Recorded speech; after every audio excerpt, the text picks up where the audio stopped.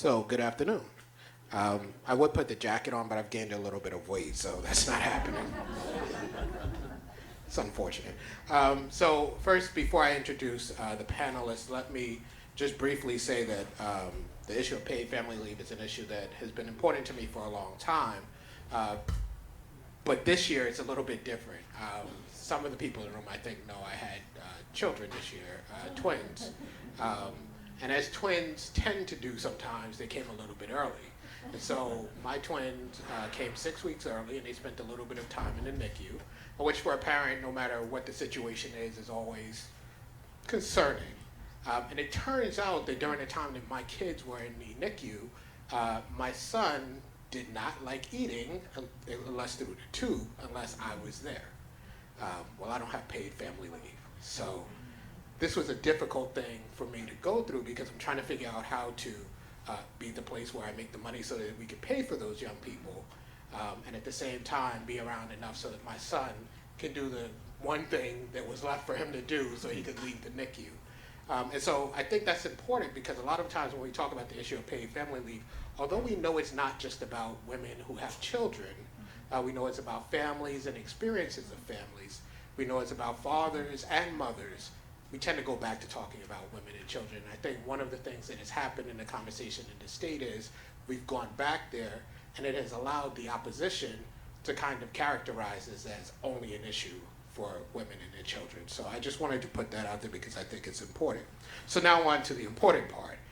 The people who are here to talk to us about how this issue is taking shape in the state, what we can do. We start off with, to my left, Lori Pelletier, who is... You might be one of the few people. I appreciate that, though, coming from you. So we start off with Lori Pelletier. She is the president of the AFL-CIO here in Connecticut. She's a long-time member.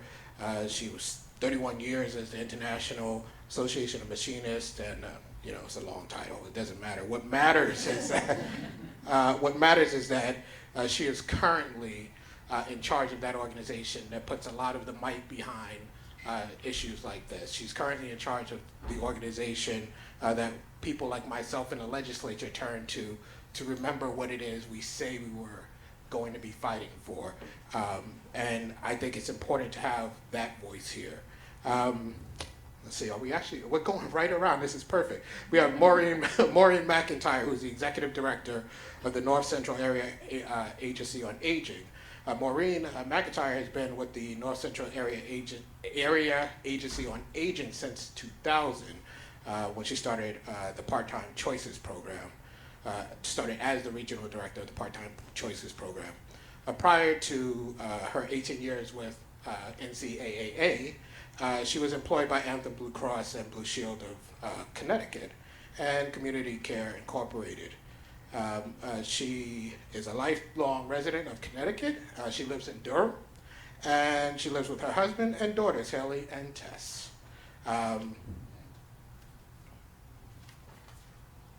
We are perfect here. Madeleine Granatano. So she's the policy associate for QUALF, for the Legal Defense Fund. So she is policy manager for Connecticut Women in Education and Legal Fund. She is a statewide nonprofit organization. It advocates for and empowers women and girls in Connecticut, especially those who are underserved and marginalized. And they have been a huge part of this fight in Connecticut. They've been involved in thinking about the strategy behind it, thinking about who should be in front of the issue in terms of legislators. They are integral to this fight. So we have Madeleine here. Thank you very much for being here. And then we have Carlos Moreno here, who is from the Working Families Party. He's the state director for Connecticut. Carlos is the Connecticut State Director of the Working Families Organization. It's a progressive grassroots organization fighting for racial and economic justice. A comprehensive paid family and medical leave program is at the heart of the organization's fight for workers' rights. And they are active on every issue that you can think of that relates to family. And one of the big things that they were working on this summer that's not directly related to this, but does have a connection, is the issue of what we saw with immigrants coming into the country and how this country was treating them. And I have to say thank you to Carlos, because he got myself and some other legislators to go to San Diego to participate and live up to our word, which is what I think is a recurring theme with the people we have sitting around the table. And finally, we have Anthony Gay, who's a social work supervisor from the Department of Children and Family Fatherhood Engagement Leadership Team. Mr. Gay has been in the human services field for nearly 20 years, spending the last 15 as a social worker. For the past 10, Anthony has been committed to improving communities by advocating for equality for fathers involved in all systems. You'll come to find through his comments that fatherhood is very important to him. It says here that fatherhood is his passion, and he plans to keep working with and for fathers to improve the quality of life for children, families, and the community. So now we will start with Lori Pelletier, who will give her comments. What will happen, I think you know if you were here for the morning panelists, everyone will give their commentary. We'll move over to here, and then we'll open it up for questions. Thank you, Senator. Good afternoon, everyone. Thank you for this invite. I really do appreciate it. And, work-life balance, I think that's what probably started the labor movement. People were tired of being in the shops or in the mines 16 hours a day, and so it was work-life balance. And, for the last 150 years, thereabouts, the labor movement has tried to be the tip of the spear. Now, certainly we've had issues, certainly racial issues have been prevalent in the labor movement, and sexist issues, but I can honestly say that, in my 32 years of being a union member, it's come a long way. We still have a ways to go. Our National Executive Council, the AFL-CIO, is still pretty older white male heavy, but it's getting there, and that is a huge thing. But, I can remember years ago working at Pratt, and when I became a steward, I was the only female steward in the plant in Middletown of 3,200 members. And so I'd get all the women grievances. If it was something to do with, childbirth, or if it was something to do with a sick child home and the person, not coming to work, their attendance and going on. So I would get those grievances, because of course, as a woman, I should handle all those. But the thing that always struck me was the women that were there, who had been there 30 years, hadn't technically gotten 30 years of credit for their pensions or their seniority. Because the way that the world used to work is that when you got pregnant and you had to leave, you technically had to quit. And then you would get hired back, but you would, your seniority would be there, but it would be broken time. And so there were women there that ended up having to work 10 or 15 years longer than the very men that they got hired in with, just because they were technically had all this broken time. And so when we fixed that as a labor movement, that was not only important to those women, but it was important to those families. And so if we fast forward today and we talk about, paid leave, or we talk about, we were having a conversation earlier about childcare, and the fact that that is just so expensive for families, and yet so vital to be able to be in the workforce. And so as a labor movement, that is our strength. Starting from having the fact that, we have we're supposed to have an 8-hour day. Don't tell my staff that, but we're supposed to have an 8-hour day, and that we do get some overtime, and we do get, weekends off, where we have safe workplaces. That again is really, when you cut down to it, is about work and life balance. I'll just say that some of the things that we don't think are on our radar that are issues, especially around healthcare. Not only the cost of healthcare, what's going on, but healthcare as it relates to our jobs. We're seeing more and more families, if the worker gets hurt on the job, the company immediately denies it. And then they have to go through this horrible process to be able to just get what we had, 100 years ago traded off, that we wouldn't sue the company, but we would get compensation for the injury. And nothing is more prevalent in our faces than what's going on in the fire service. And even a couple weeks ago when there was the research done that their equipment themselves, the jackets, the turnout jackets as they call it, that the chemicals that are made up in there, when it gets into a room that's hot, it puts off, a vapor that is then a cancer causer. And so it's not a bright, shiny issue, but it's an issue that first responders have to deal with every day along with everything else. So we're always struggling with this work-life balance. Our job is not to put any business out of business, but it's to get fairness. And so I look forward to your questions. Thank you.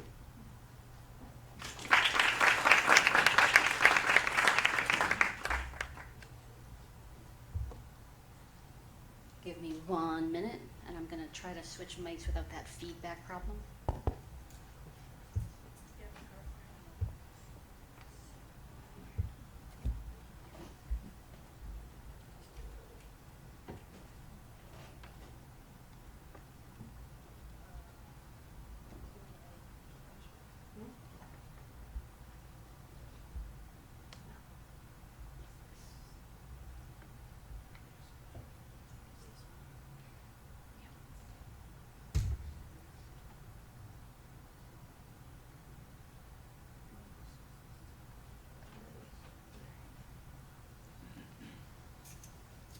Can you see me? I always have this funny feeling when I'm behind a podium that it's so much bigger than I am. Okay. Hi, I'm Maureen McIntyre, and I am the CEO of the North Central Area Agency on Aging. And kind of as the name of my organization implies, we're going to spend, my few minutes, my 10 minutes of fame here in front of you, talking about the issues of aging and aging in the workforce and aging in caregiving, which Carrie began in her aging and her aging in place and age-friendly communities. So I think I'd like to spend a little bit more time on that and the impact on workers, the impact on families, and then I'll spend a little bit of time talking about some of the programs that our agencies offer and promote that address some of these issues, and hopefully by the end we'll also have some points of advocacy as well. Okay, so let's jump in. Oop. I just turned it off, didn't I? Did I hit the one button I wasn't supposed to? Okay, there we go. So I'm with the North Central Area Agency on Aging. I am just the greater Hartford area. Between all of my sister agencies, we cover the entire state of Connecticut. So everything that I talk about here today is replicable statewide. And not only that, but there are 620 of us nationally. So again, everything that we talk about here today is actually available and replicable nationally, including your US Virgin Islands and Puerto Rico. So I think what we're talking about is a broad, sweeping connection in all of us in the Elder Network. Just for a little bit of background, we as agencies have our roots in the Older Americans Act, which was signed into law in 1965. And the reason that that's significant is because that was really kind of a watershed moment in history where people were living longer, people were outliving their savings, there was a lot more concern about elder abuse, poor nutrition, poverty, and so the agencies on aging kind of came about as a result of this Older Americans Act that sought to remedy some of those things. So that was a huge kind of watershed moment. But what we're seeing now, fast forward to today, is another longevity boom in the aging of the baby boomers. So once again, we're looking at a shift in demographics that is pushing, pulling, dragging, what have you, our public policy along with it. And so just a couple little details for you, and I believe my slides are available, so don't feel like you need to be rushing anything around. But just to kind of give you a framework about where we are here in Connecticut, 7th oldest state in the nation. We're 3rd if you count only 85 and up. And Carrie talked a little bit about the fact that pretty soon we're going to have the majority of our population over the age of 65. Well, I just happen to have a graphic representation of what that's going to look like. All right, so stay tuned. All right, so let's set the stage. In 2010, if you look at that darkest color, okay, that darkest shading, That indicates towns where 20% or more of the population is over the age of 65. Okay, so in 2010, those darkest areas were our oldest towns, where 20% or more of the population was 65. Okay. Here we were in 2015, just 5 years later. Okay. Here we will be in 2 more years. And I love this vantage point because everybody's face is like, but wait, there's more. 2025, ladies and gentlemen. This is what our state is going to look like in 2025. Almost every single town, like Carrie said, in Connecticut, will have 20% or more of the population over the age of 65. And now you'll notice there are a couple of towns that are conspicuously light in the map. Those are Storrs and New Haven. And why is that? Skewed by our students, okay? If not for them, this map would even look more stark, right? So what we're looking at seriously are these exploding demographics. Welcome to my alligator slide, right? We have the huge growth in our folks that are over the age of 65. We have 5% growth in Connecticut overall, and we have this little subsection of people that are leaving the state. And who are they? They're our young people, right? Those are our families. Those are our young people, our young professionals who may be our nurses, our physical therapists, our gerontologists, our nurses, our family caregivers. And we're going to spend a lot of time talking about them. So before we talk about caregivers, let's just ground ourselves in what we know our older adults want. They want to stay in their homes for as long as possible. Good news for most of us, they don't want to live with their kids, okay? Living with their kids is only slightly more attractive than going to a nursing home. So how do we make this happen though, right? Because if they don't want to live with us and they want to stay in their homes, and we know the population is aging, we've got a lot of work to do. Enter the family caregiver. These are the folks that are making those wishes and dreams possible for those older adults, that vastly growing set of older adults. Now here in the room, I'm just going to take a quick survey. How many people just in this little microcosm are providing care for an older adult? Okay, so that's not quite a third of us, but almost. Nationally, it's about a third, almost a third, and you know what? It's mainly women. You were the outlier, sir, but that's okay because we're a room full of primarily women, so that isn't terribly striking. But these are our people, right? And it's only going to get more common. It's already very common, and this is an interesting piece of information because the gal, I don't see her now, but she mentioned that she had been caring for, I believe it was her grandfather, and she was stepping out of class because she needed to do medical interpretation. She referenced feeling so alone, right? 350,000 family caregivers in Connecticut. You'd think that we would not feel so alone, but we do because we're toiling in it every day. It isn't something that we advertise. It's not something that we put on our caregiver hats and our badges and we ask me about my caregiving today. That's not how we operate. So we all feel very much alone, and this is very much like what our guest speaker talked about this morning. We all feel as though we have to carry that backpack by ourselves, pull up our bootstraps, make it happen, and make it look like we can have it all, even though it's impossible. We're setting ourselves up. Family caregiving is also really expensive. So here's our workforce issue. For women, okay, we are expected to be doing it all. But if that means turning down promotions because we've got caregiving responsibilities, if that means going part-time before we're ready because we have to accommodate family life, does that mean leaving the workforce early because you are in the sandwich generation where you've actually got kids you're dealing with and older adults who require your assistance? Over time, your loss of wage wealth, your loss of Social Security wealth, your loss of your retirement stability has now been significantly challenged and terribly compromised. So these issues are actually going to have a compounding effect generation to generation. Oh, and did you see the bottom line? The value of the free services? This is just $450 billion with a B of free care that family caregivers are providing. So here's a question. Let's do a little thought experiment. If every caregiver in this room and down the block and nationally decided to take one day off, could our health system withstand $450 billion like this? There's no way. There aren't enough nursing facility beds. There aren't enough nurses. There aren't enough home care workers. There sure as heck aren't enough of us. So the role of the family caregiver isn't just something that is quiet and understated. It's completely critical and necessary for a very way of life that we're all taking very much for granted.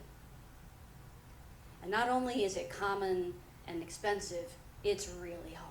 Just ask any of the people that you saw raise their hands a moment ago. We know family caregivers have prescriptions for antidepressants and anti-anxiety meds at twice their non-caregiving peers. We know older adults that are subjected to significant caregiver stress. They die 63% faster and earlier and younger than their non-caregiving peers. This is a public health issue, people. This isn't just economic. This isn't just social. This is public health. So, thank you, Maureen, for the downer that you've just dumped on us. What I did want to do is spend just my last 5 minutes with you to talk a little bit about, in addition to all of the other different programs that as agencies on aging we offer, one of our solutions or one of the types of programs that I would like us as a society to be more aware of and more supportive of, and that's respite care. The idea of respite care is not the 24/7 long-term care soup to nuts type of service. In fact, a lot of family caregivers, that's not what they're looking for.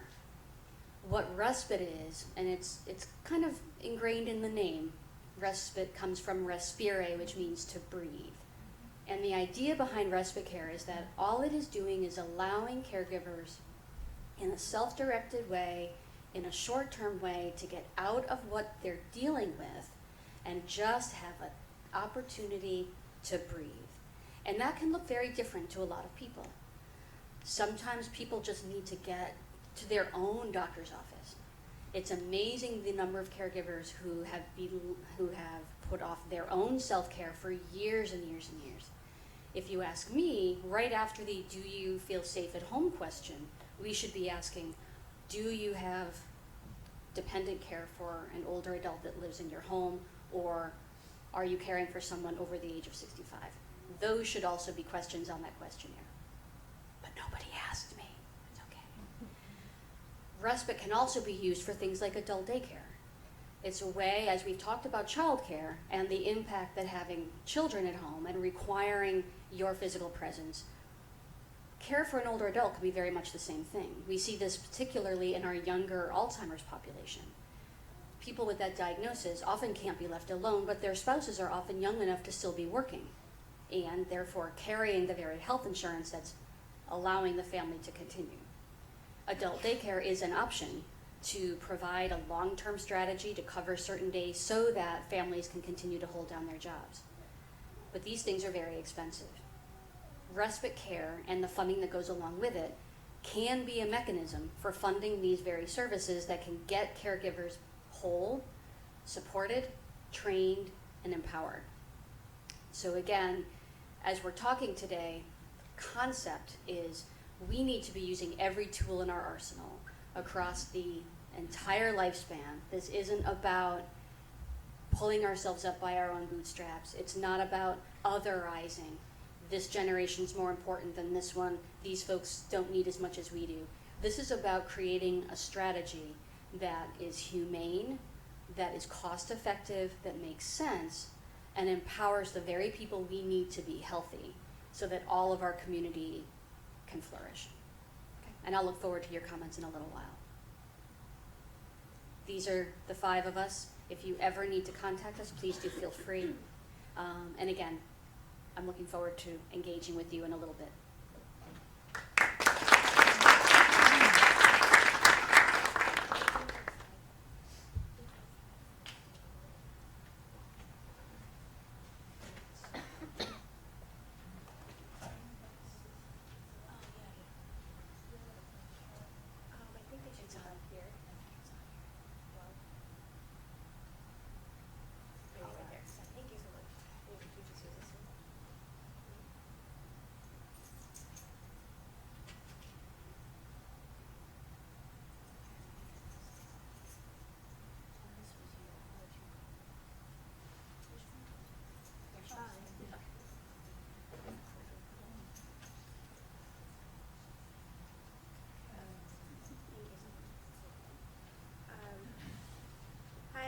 everyone. I'm Maddie Granado, and I'm a policy manager with the Connecticut Women's Education and Legal Fund, or QUELF. So just a little bit of background about QUELF. We are a statewide nonprofit organization that empowers and advocates for women and girls in our state, especially those who are underserved or marginalized. We've been around since 1973. This year is our 45th birthday, which we were really excited about. And we fulfill our mission through three main programs: legal education, public policy and advocacy, and women's leadership and advancement. So I'll talk a little bit today just about our broader public policy work and the three top issues that we work on. But really our policy agenda revolves around women's economic security and the policy solutions that it takes to ensure that women are able to financially take care of themselves and their families. So as Senator Winfield mentioned, we lead the campaign for paid family leave here in Connecticut. Most of you know this, I think, in the room, but the U.S. is the only industrialized nation that doesn't provide some type of paid leave for new parents, for working caregivers, or even for those of us who need to take time off to recover from our own illness or a surgery or something that may just come up in our daily lives. So we offer a total of 0 weeks of paid leave for workers, which is really disgraceful. So in the absence of a federal policy or any real genuine movement towards a national policy for paid leave, a lot of states have taken matters into their own hands, which is really great. What's not so great is that Connecticut is now officially surrounded by states that have passed paid family or medical leave programs. We're an outlier in our region, as you can see through this beautiful graphic that we made. And this year will be the 5th consecutive year that legislation is introduced. So we're really hoping that this is the year that it gets over the finish line. And thank you, Senator Winfield, for everything. So as I mentioned, QUELF leads the campaign for paid family leave. It's a pretty big coalition. It's been around since 2013, and our goal is really to make paid leave work for all Connecticut workers. We're advocating for a program that's affordable for Connecticut workers, and that it provides high wage replacement without taking too much out of a person's paycheck. It's accessible and provides all types of leave for all workers in all families, including someone's chosen family. And also that it's adequate and it provides a minimum of 12 weeks, which really doesn't feel like too much to ask for. The second issue that QUELF advocates for is pay equity. As you can see, the gender wage gap in our state still exists. These numbers are specific to Connecticut, and the $1 represents every dollar paid to white men in our state. As you can see, the gender wage gap is significantly greater for women of color, specifically Black women and Latina women. So this year we were really proud to advocate for a bill that works to close the gender wage gap because it prohibits the use of salary history in the job application process. It was a great start. It will by no means close the gender wage gap. And without significant action, the gender wage gap isn't projected to close in our state until 2058. And as I mentioned, for women of color, the wage gap is significantly greater, and the career losses due to the wage gap are significantly higher. And for, I think, Latina women, it reaches almost $1 million in career losses. So some solutions to closing the gender wage gap: paid family medical leave is certainly one of them. Raising the minimum wage is another. Doing so would increase the earnings of millions of women across the country who are, overrepresented in low-wage jobs. We also advocate for, employers to look at their own practices and say, and try to remedy any discrepancies that they find in their own pay practices, which isn't as exciting, but they should still do so. The last issue, I think it's pretty, present on all of our minds today, is sexual harassment. These are new numbers from the Stop Street Harassment. They released a report last year in response to the Me Too movement. It's just really startling numbers. So in light of Me Too, and I think I heard on the news today that today is the 1-year anniversary of the first, report that came out against Harvey Weinstein. It's not the 1-year anniversary of Me Too. Me Too was founded by Tarana Burke years ago. Just want to make that clear. But in light of everything, in this cultural awakening that we're all experiencing, QUELF really wants to make sure that translates into meaningful policy action. So we support legislation that would require all employers, regardless of size, to train their employees in sexual harassment. We'd also like to include some type of bystander training in that training for sexual harassment. And employers should also continue to look at what they're doing and make sure that women or any employee has the ability to come forward and knows what the reporting process is. So that was just a brief overview of QUELF. It's a lot of work that we do, so it's kind of hard to narrow it down. But you can connect with us on our website or on the Paid Family Leave website. We have a lot of great resources there. And we also released a voter guide earlier this year.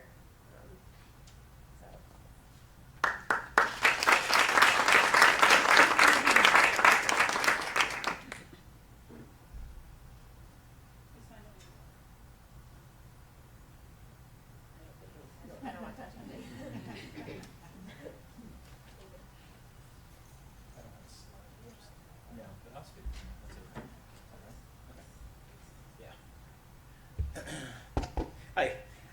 Thank you, everybody, for having me. My name is Carlos Moreno. I'm the state director, the Connecticut state director for the Working Families Organization. Essentially, we're the grassroots arm of the Working Families Party, which many of you, I'm sure, have heard of. We're a progressive grassroots political organization. We say that we fight for the 99%, for an economy that works for all of us, not just the wealthy few. Really, we like to think of ourselves as kind of at the intersection of economic and racial justice, because those two issues, those two fights are intertwined. They're inseparable. I'm going to spend a little bit of time talking about some of the work that we've been doing. There's been a lot of attention paid to paid family and medical leaves. I think I'll kind of skip over some of that because you're all very familiar with that policy. But I'd like to turn your attention to another piece of legislation that we've been actively trying to pass for the last couple of years, which is Fair Workweek legislation, which really is central to childcare and having a healthy work-life balance. So just as a bit of a background, so what happens most predominantly in our hourly service sector, hourly job service sector, primarily in retail industries, in the restaurant industry, and the hospitality industry, is what's called on-call scheduling. And folks that work on call basically have to keep their schedules open for the promise of work, and only to find out at the last minute that their shift was canceled without any kind of compensation. Obviously, this is very destabilizing to families. A lot of times families that it affects are folks that are the primary breadwinners in their families, people of color, women of color, that work in these jobs. And Connecticut also has the distinction of being among the top 3 ranked in income inequality in our nation. If you look at the Bridgeport and Greenwich corridor, that's like ground zero for income inequality. And a lot of where these positions are held, right? So we have a low-wage job sector boom that comprises about 57% of our economy here. That's about roughly 900,000 jobs that are all low-wage service sector positions that are occupied by folks that are at the lowest rungs of our economy right now in terms of the ability to generate income. Well, to make matters worse, a lot of these folks have to be subjected to on-call scheduling. So basically, folks from one day to the next have to give up their shifts, or for many folks that are single parents or have children, they may have scheduled childcare already, hired a babysitter, and then have to cancel on that babysitter, but they can't cancel on the payment that they were going to make to that person. They're still liable for those payments. So obviously, it's very, very difficult to pay for childcare, to maintain any kind of savings, or to even just catch up with your bills. So that's been a central piece of legislation that we've been trying to fight for, which very directly ties into a family-friendly economy, is what we like to call it. One that provides paid family medical leave, a $15 minimum wage, and a limit to on-call scheduling, and end to on-call scheduling. And just so you know, as part of the legislation that we were trying to pass, we were trying to, there are many states around us right now that have some form of Fair Workweek legislation. What we were trying to do is really align with the national standard that's being set. And a state like Oregon just passed Fair Workweek legislation that provides for up to 1 week notice period, I suppose, for any kind of scheduling change. So that, we'd like to see 2 weeks, we'd like to see 3 weeks, we'd like to see the practice of on-call scheduling stop altogether. But it's a good and important step in the right direction. Just incidental to that, there has been a momentum around the country for legislation like this to pass. As I mentioned, Oregon is the first state that passed it, but there are many municipalities across the country that have already begun to pass it. In San Francisco, in Oakland, New York has, it's not called Fair Workweek legislation, but they provide some sort of wage replacement for hours lost due to canceled shifts. So what we were trying to do is similar to that, an amalgamation of the policies that have been passed around the country, which would have provided up to 72 hours notice period for folks in case there was a canceled shift, with wage replacement as well. So there would have been a minimum of 4 hours for an 8-hour workday that would have had to have been compensated. So if folks are earning, $10 an hour, that would have been $40 for their lost shift for the day. So it not perfect, but it would have what am I trying to say? It would have passed some sort of like measure of stability for folks. But that brings me to some of the challenges that we've had, which I wanted to speak about for the last part of this presentation, which is, the context of the fight for all these policies like paid family medical leave and fair workweek legislation, and even $15 minimum wage at the Capitol. So, I think everybody here in this room is very familiar with some like the false misinformation that's being passed about Connecticut not being healthy for business, when we found that the research that has been that has been studied for the last several years on this issue have really disproven otherwise. Take for instance, Connecticut is bad for business. Well, we found, studies have proven in the last couple of years that we have the lowest effective tax rate for businesses.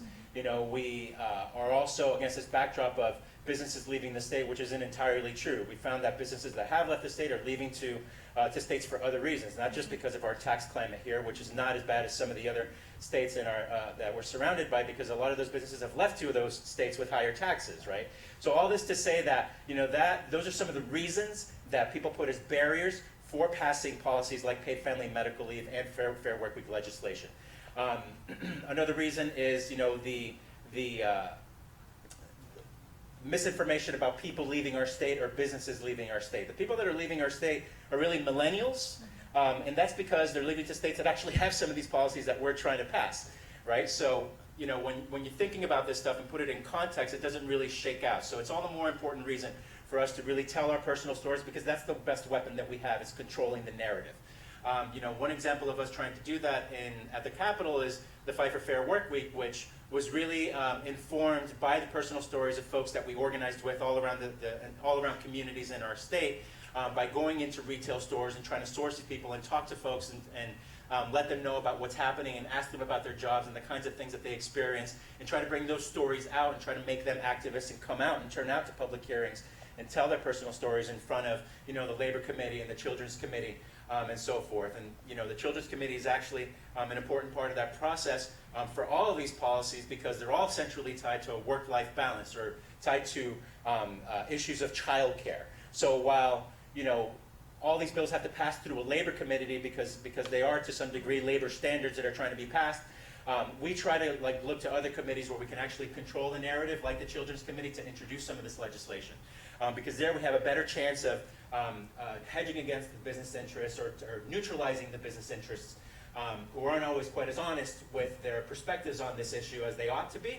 And it gives us a better opportunity for us to highlight those personal stories of people that experienced some sort of hardship in the absence of a paid family medical leave policy or fair work week policy.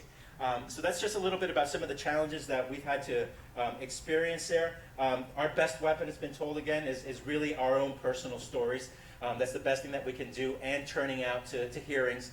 But what happens in between hearings and when a bill actually comes onto the floor, there's a lot of time there. We're going to be in a long session year this year, so it could potentially be 2 or 3 months.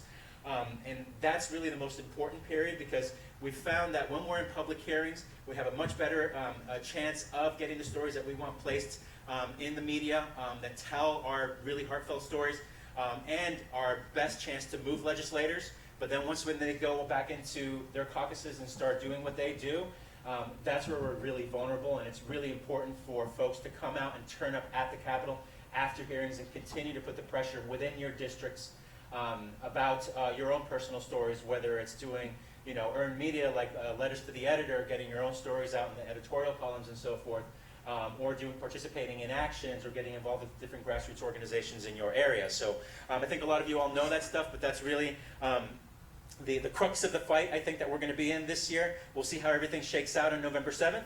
We'll need a plurality of folks that are on the right side of these issues to win seats. But it doesn't necessarily end there, because just because folks might have a D next to their name doesn't mean that they're not going to succumb to different pressures that might exist in their districts that may make it a little bit harder to pass these policies. With that, that's a lot of the work that we're really focused on doing, and I just want to thank you for the opportunity here today.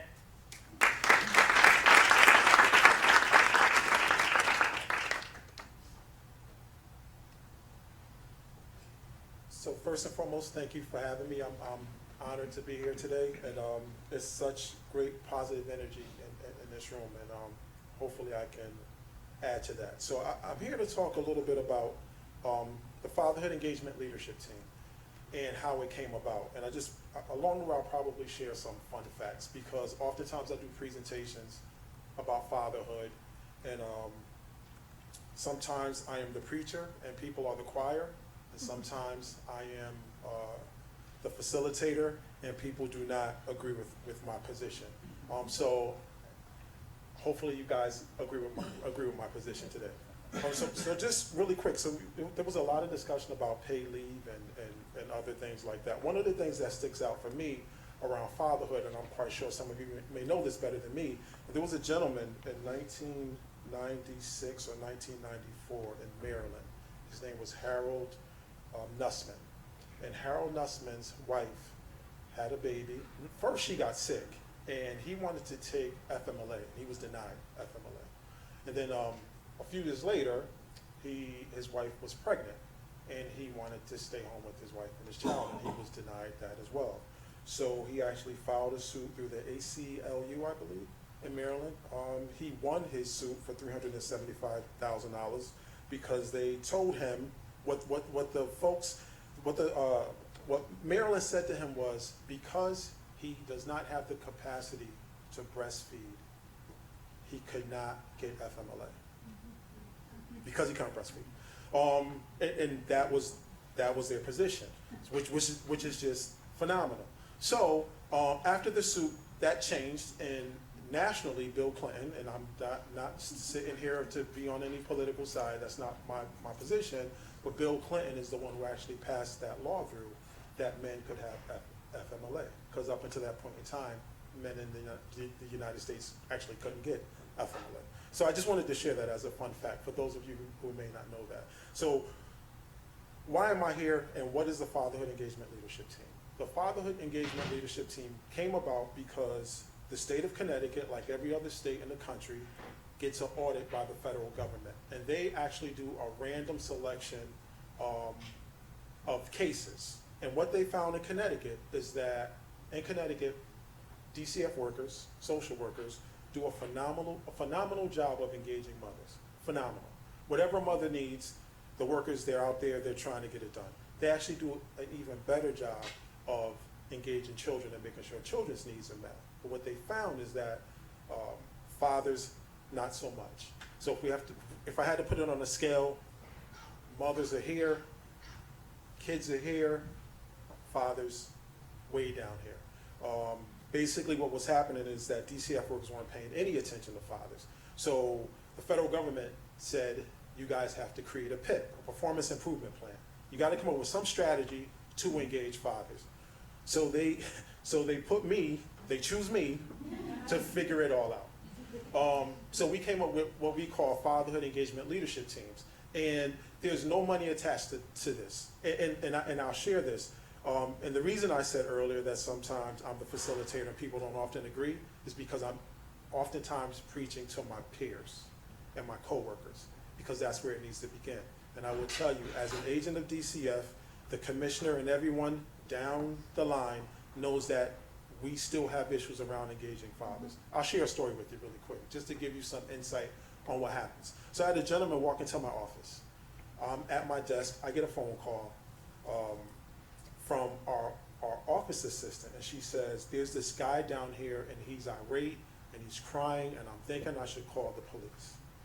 So I'm sitting there saying, okay. She was like, well, I need you to come down and talk to him. And I said, well, what's the guy's name? I look it up in our system, and I have no connection to this case. But I'm the fatherhood guy, so they called me. So I come down, and I speak to this gentleman, and I'll make a long story short. But you know what, I'll stretch it a little bit, because I got a little time left. So this gentleman was about 6'4". He had on some Timberland boots. He had on a tight V-neck t-shirt. He had tattoos all down his left arm, all down his right arm, all across his neck, dreads, hat on backwards, and was pretty intimidating. So I say to myself, why in the world did they call me? What am I gonna do? So I get past all of his anger and his frustration. Here's what I found out. He was in a grocery store the night before and found out from his cousin that his child was in foster care. Yes, he found out from a cousin that his child was in foster care because she saw his child in the grocery store. So no one ever reached out to the dad, but we knew where the dad was. We just never reached out. And I share that story because this happens all the time. I work with a group of people who believe fathers are just not important. And DCF is not the only system that works that way. There are a number of systems that operate that way. I'm not here to beat up on Yale because my son was born at Yale. And maybe they've changed this practice. So when my wife was when we had our son, my wife had a C-section and she was a little not under the influence, but she was a little sedated, right? She was a little sedated, so they brought me this form, and it was for his birth certificate. So here I am happy. Yes, I'm about to sign my son's birth certificate. But there's no signature for a father on the birth certificate. So I filled it all out, and I had to wait for my wife to wake up for her to sign it. And then the next day, they brought another form to me.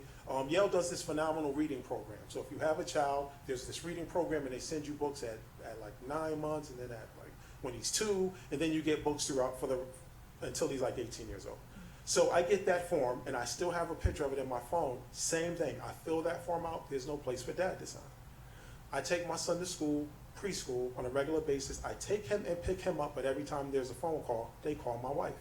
Same thing happens with the doctor.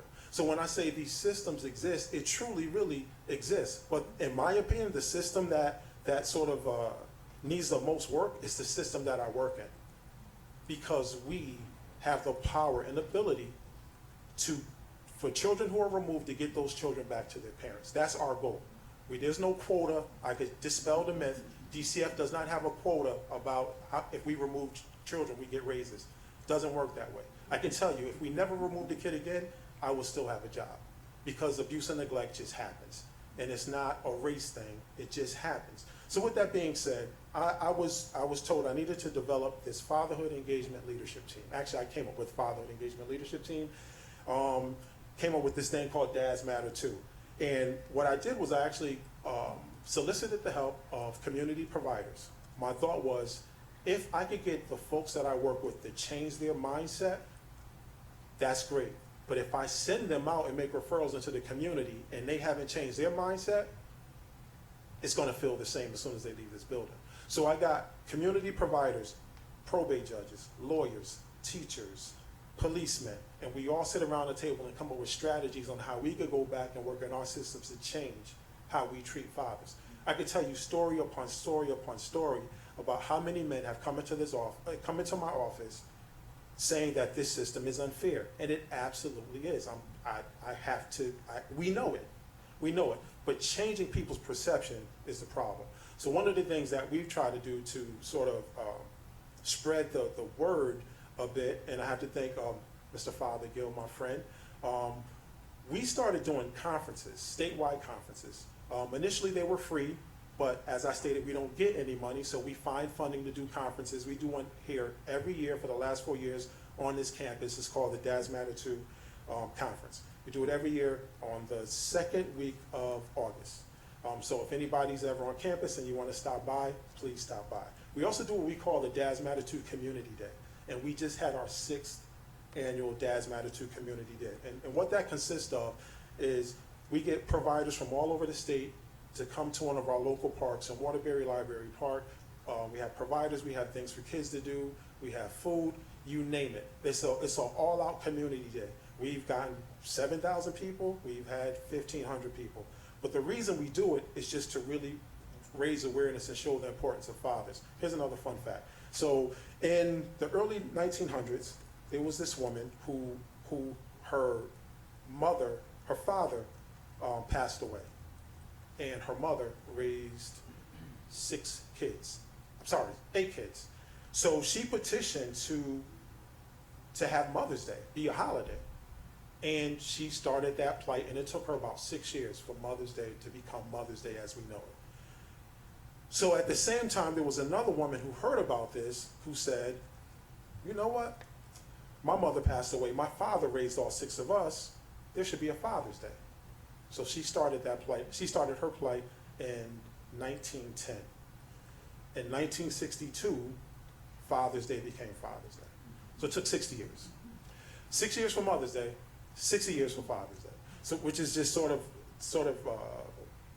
amazing. I'm sorry, it's 1972. Actually, Richard Nixon is the one who made Father's Day actual holiday. So I just like to give fun facts because I got all this fatherhood stuff in my head. And I saw I love your slide about the 450 billion, because I can tell you, fatherlessness or fathers not being involved in the lives of their children, and we're one of the agencies that actually causes that to happen, costs taxpayers $100 billion each year. $100 billion each year. So you made a perfect point. So if I'm a child and I grow up and my father wasn't in my life and my father needs someone to take care of him, well, you didn't take care of me when I was a kid, so I'm not taking care of you now. So then they end up in a home, and then everybody in this room has to pay for that. And that's how it works. So our goal is to get fathers and to help fathers be involved in their children's life, breaking down those barriers, working with system providers all across the state to help them understand the need for it. This is not a fun fact, this is a fact. All the research suggests that when a father is involved in his child's life, whether it's custodial or non-custodial, every single aspect of that child's life is better. It's better, tremendously better in all aspects, just because dad is involved. So you could have a dad with no education at all, never went to school. Son comes home, daughter comes home, hey, did you do your homework?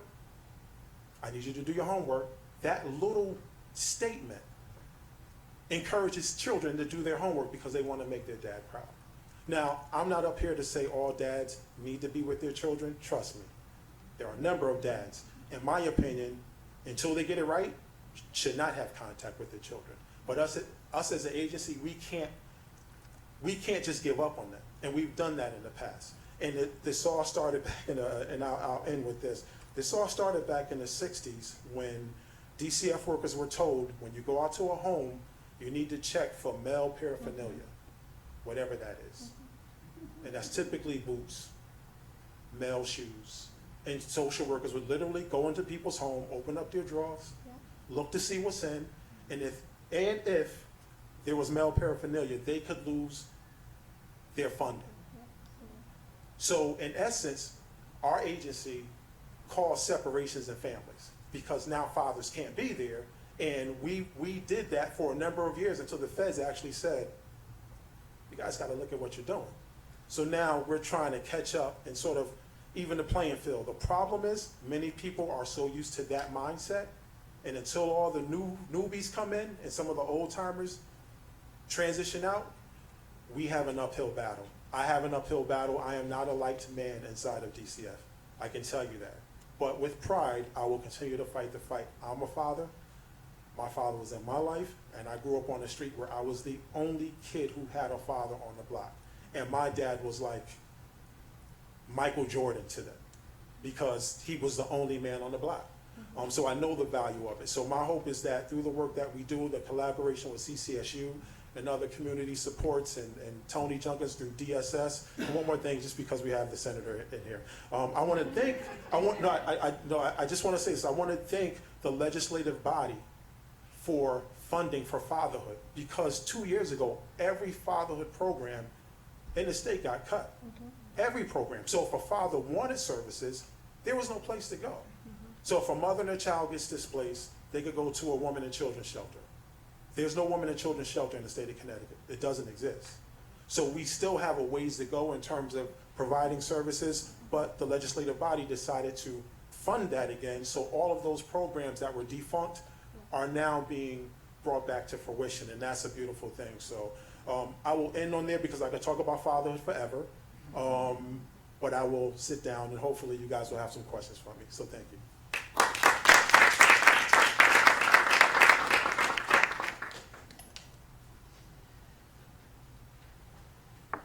Can you hear? No, you can hear me. Okay, so we are going to go into question and answer. So if you have a question, you can raise your hand and I will be the host that brings you the microphone. Okay. We'll give them a second to get set up.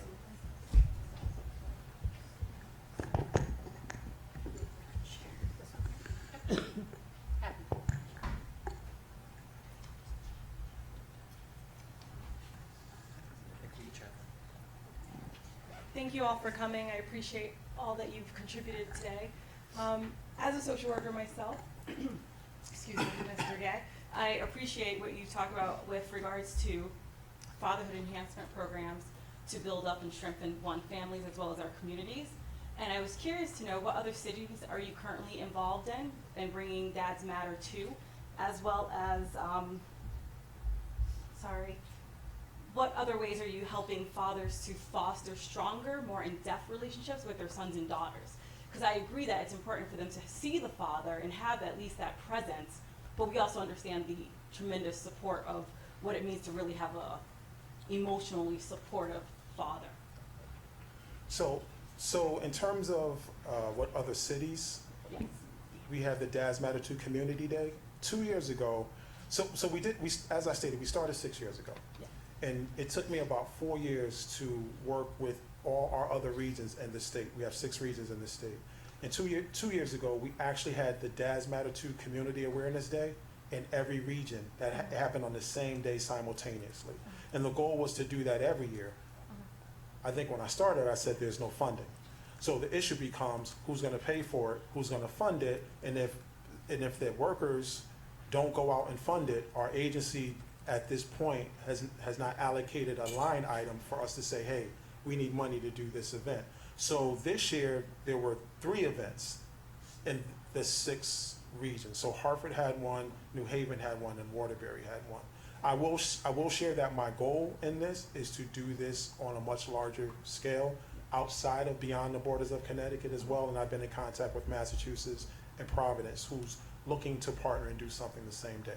In terms of what we've done or what I'm trying to do to sort of enhance fathers' ability to, I would say reunify, because oftentimes what happens is when a kid comes into care, we immediately do everything for mother and not put any emphasis on getting father the services that he should need. The way the court system works is it's a race.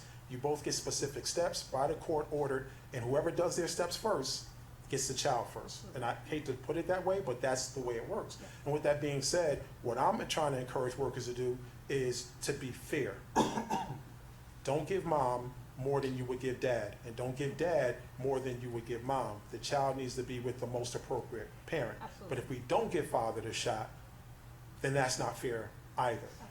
We also have a number of groups that fathers could participate in. And lastly, I'll just share that we do something very similar to what you see now. We call them listening forums. We actually open up opportunities for fathers to come in and talk to DCF workers and tell them, as in their language, what it's like for them to work with our system. And sometimes we get a nice spanking from them. And I encourage the fathers to do that. I don't know if did that answer your question? You did, thank you. I'll Okay. follow up afterwards, thank you. I thank all of the guests. I would like to personally thank Louise and Fiona and the organizing committee, because they reached out to me because they wanted to make sure that there was a male voice and a father voice to this conversation. Because to me, this is a very important topic, and I think one of the things that we have to be challenged to do is to look at redefining how we look at family systems. Yeah. because a lot of times we look at family systems as mother and children. But again, if we're going to tackle all of the, because each one of you covered very important social topics, but they're all interrelated to the family and the community system. And so my question, is how do we begin to take all of the things that you're talking about and what this conference really represents to have a larger dialogue about how all of this stuff is interwoven into a healthy family community. And I want to just make just 2 quick points. I'm sorry, I forgot your name because, yep, you right here. Yeah. Maureen, because Maureen, you asked the question about those that were presently caring for their parents. I didn't raise my hand because my mother passed away, but I did. So yeah, I would have liked a broader question to that, because I did. And everything that you said is so correct. The isolation, all of these kinds of things. And it was a really struggle because I bring the male side of it, because I was a male taking care of my mother. I did everything from bathing, all the things I never thought I would have to do. So to me, the work that you're doing and the work that your organization represents is so important, but I just say, make sure that it is including the male voice into that, even though it's small. But I think there's a reason. There's a lot of structural things that are wrong. And then lastly, Anthony, I truly, I worked as a school social worker, and I'm going to say the town, Bloomfield. When I worked in there many years ago, I was the only male in the whole district, and within the first couple of weeks, I had to deal with a case, and I was looking at school forms. And on the school form, there was no line for fathers. I went to the principal and I asked, why isn't there a father line? And the answer the principal said is because fathers are not actively involved. So I think one of the ways to pull this all together, this really is about economics, right? The fact that for the last 30 years, workers haven't really gained any money. And so if they're not gaining any money, they can't pay more in taxes, although they are paying more in taxes. But because the 1% are paying so much significantly less, and so then you have less money for respite care, you have less money for issues that are surrounding fathers, you have less money in the public sphere for that. So ultimately this isn't, what Wealth does around women's economic security really is around family economic security, and the same thing with the Working Families Organization, because that's the only way we're going to survive, is if you have, if you're running to 4 different jobs or 3 different jobs and you don't know what the schedule is, how are you going to take care of your parent? So it's to us, it's about the economics of what's going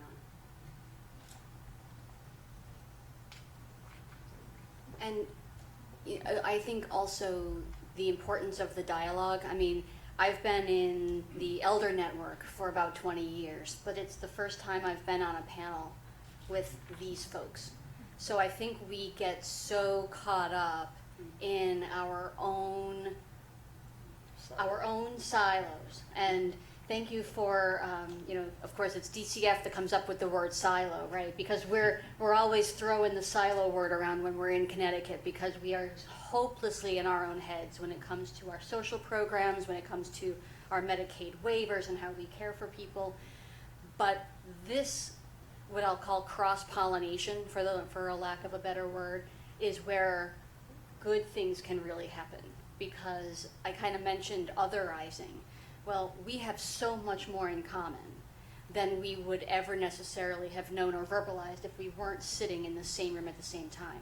And I think that the universities are in a unique position to make that happen.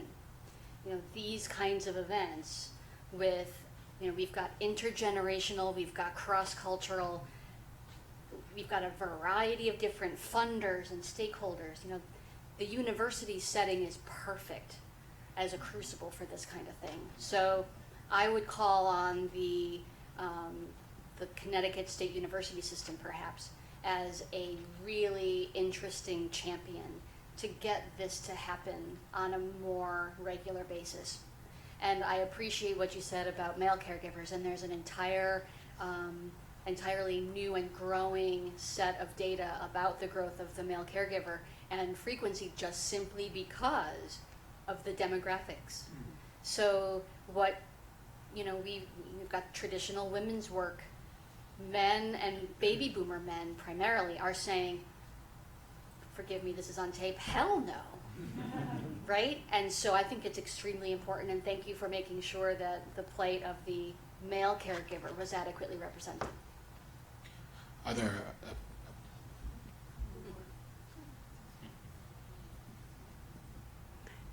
It's me again, sorry. One thing that, there's a couple of points I wanted to make or question. Maureen, for the issue of aging and inclusion and those of us that are going to be retiring at some point in the near future or whatever, I would like to suggest that perhaps there be classes or sessions at local colleges or evening performances, etc., that bring people out to talk about it and start thinking about what do you need to do, because guess what? You're going to get depressed if you're alone. You're going to get isolated, etc. So it's almost like we have to start now with the people in the 50s or whatever that are preparing or thinking about it. That's one thing I'd like to do. And also I want to talk to you about my showcase in a couple of weeks. The second thing is, this has been a thought of mine for a long time, of the men that are not in the family environments and yet they have a lot of kids or whatever. And I would like to see strong men in the environment, in the professional world, standing up and starting to talk about it. And I know this is a bad name these days, Bill Cosby, but he used to have a lot of speeches about pull up your boots, get out there, men, you need to be part of your family, it's important to have the men in the family, etc. And I think the more we hear that from people, professional people, and starting to support men in the environment, it starts making men think about it, and the men that wouldn't normally be involved in their family. So I think that's really good. And as from another perspective, I did tell you I'm a co-parent of my grandchild, and she's been in the system, the DCF system, and she has been unified with her father, and there's been a lot of issues there, and the programs that you've offered him make him a good father. And I just wanted to thank you for that. There's no question in my mind that he loves her and he's caring for her. I don't necessarily agree that he should have her, but that's a quota issue as to money. Is that why you have reunification? Because we don't have the money to support them otherwise. But I just want to commend you on that, because he's gotten the programs that he's needed to learn how to care for a child and be a family unit and making sure they're fed and clean, etc. So thank you for that. No, it's great to hear that. We are, our system is not perfect by any stretch of the imagination. And I just say this, and I share this with everybody. So something goes wrong with your cell phone, right? And you call customer service. And DCF is no different than calling customer service. You could call customer service and get somebody who's phenomenal, and they will sit on the phone with you until they resolve every single last issue. Or you could call and you might get someone who just passes you off, and then you say, well, I need to talk to your supervisor, because you felt like you weren't being helped. And unfortunately, people work in our agency, and I say this all the time in front of the commissioner, and I know it's being taped. I say this all the time, people work in our agency that should not work there, because they're there for the wrong reasons. So I'm glad that in your case, you had that experience. I think that's what most of us strive for. And for us, it's about full family engagement. It's not about just fatherhood engagement. We truly want to try to engage the whole family, because that's when you get optimal outcomes. When you have everybody working collectively as a unit, not just mother versus father. And just to sort of go back to, I wanted to share this earlier, our goal is to try to get mothers and fathers who are not living together to work together. Put the nonsense aside. This is about your child. Make the best choices and decisions for your child, and water that child and see what that child can grow into. Because if you're bashing mom or you're bashing dad, and they're going back and forth, and children are so smart, they pick up on this stuff, and it just impacts them in the worst ways later on in life. And oftentimes kids become resentful of their mother and father, and that turns into a whole other skew of issues. So I see all of that to say I'm glad that you had that experience, and that's what we strive for. Hopefully we'll continue to do so in the future. So are we done, or do we have time for one question? I think what's really interesting is we started off this conversation about neoliberalism, and it changed my whole view of neoliberalism. I never thought about it in terms of how it impacts my day-to-day life. And all of you up there are probably a little left of center, I would imagine, kind of. But what we're all talking about is the family and how important the family is, and to be able to support your family and raise your family in a healthy, wholesome environment, whatever wholesome is to you. But that's a really right-wing kind of connotation, this whole idea of family. So why is it that the right wing is so blocking and making this such a hard thing to achieve if it's all about supporting the family? Is it that they care more about the businesses that are funding their campaigns, or the corporate welfare that we're giving to the people who make stock options happen for them, and and the payday that comes from when they cash in, on all these stocks and bonds that they're getting? I don't know. I'd love to hear your thoughts on that, though. Well, there's an easy question for the last question. And you're the man to answer it.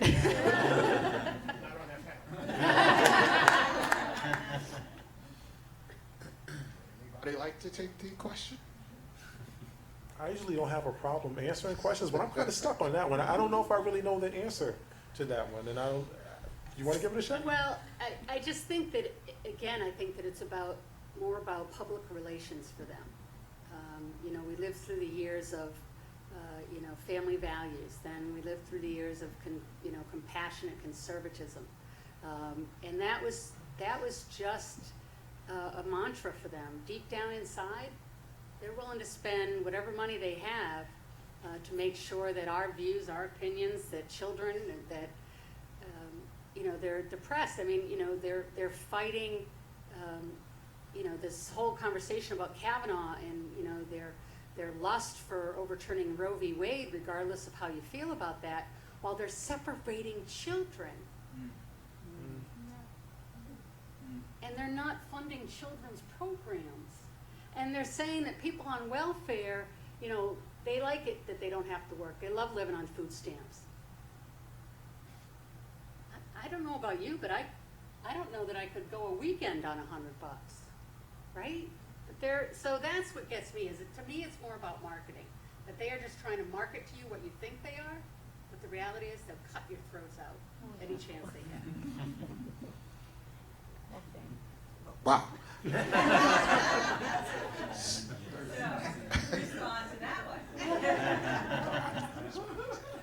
So I'm watching you because there's a question over here. I want to help answer that question. As Okay. a historian, my guess is about traditional families. Yeah. And that if you're not a man supporting your family with a traditional wife who takes care of the kids, if you're not in that block, that's the resistance. And they don't want to support anything that goes against that traditional idea of gender roles and family, and who gets what and who has access to what. That's my thought on that. Because honestly, I'm sorry, but my father was a typical middle-class working father who was never there when I was growing up. I grew up with my grandparents, I grew up with my grandfather, a godfather, but my father wasn't there. So that model of the father being there when the children come home or being there to help them with their homework was just not there. And that was typical of all of the families in my community. So it's not necessarily something that is culturally unique. I really do believe that it is a model that the entire nation has followed, that fatherhood is about bringing home the money and not necessarily dealing with anything else other than that. So I think we're going to end there. I want to thank the panelists. Can we give them a round of applause?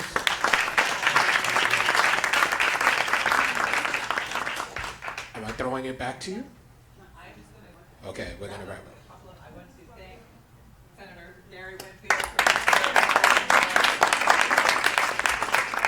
and our slate of panelists from this afternoon and from this morning, and for all of you. And again, this is the beginning of a conversation, right? This is not the end. This is the very beginning of a conversation that I think you're right. The universities are uniquely positioned to foster and to develop. And so I passed around a list earlier. I'm hoping many of you did sign up. We're hoping again to meet November 30th, Friday. Put that on your calendar. If you can't meet then, don't worry. You're still on our list. We're still going to get to you and find you and involve you in our conversation. But from 10 to 2, we'll have another lunch. We'll continue this conversation. We'll begin to strategize. How can we move forward? How can we build these bridges that we see already are ripe for development and for building? I thank you again for taking time out of your busy lives, for being here, for engaging in this conversation, and I look forward to seeing you again soon.